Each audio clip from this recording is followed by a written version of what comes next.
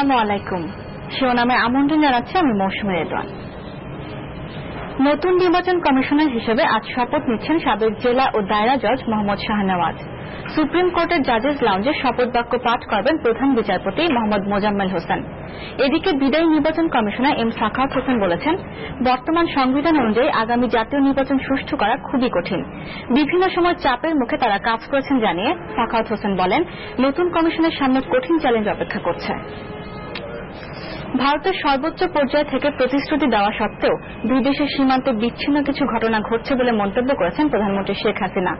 সম্প্রতি সীমান্তে বিএসএফ কর্তৃক হত্যার ঘটনায় প্রতিবেশী দুই দেশের সম্পর্কে কোনো অবনতি ঘটছে কিনা সফররত মার্কিন যুক্তরাষ্ট্রের দক্ষিণ এশিয়া বিষয়ক সহকারী পররাষ্ট্রমন্ত্রী রবার্ট ব্লেকের এমন প্রশ্নের জবাবে তিনি এই মন্তব্য করেন।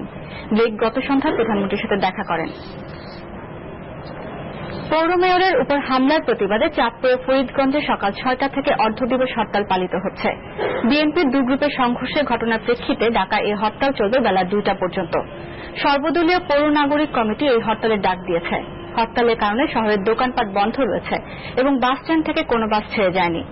১২ ফেব্রুয়ারি চাঁদপুরে বিরোধী দলীয় নেতার আগমন উপলক্ষে ফরিদগঞ্জের সাংসদ লান হারুনুর রশিদ গ্রুপ আনন্দ মিছিল বের করলে পৌর মেয়র মঞ্জিল হোসেনের সমর্থকদের সাথে সংঘর্ষ হয়।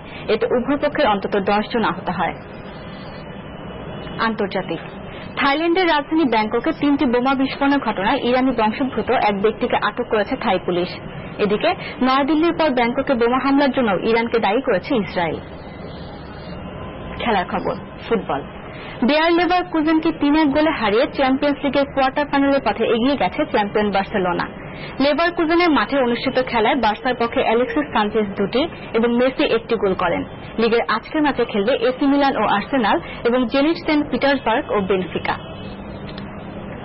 এই ছিল শিরোনামে। ১২টায় রয়েছে মধ্যাহ্নে খবর, দেখার আমন্ত্রণ রইল।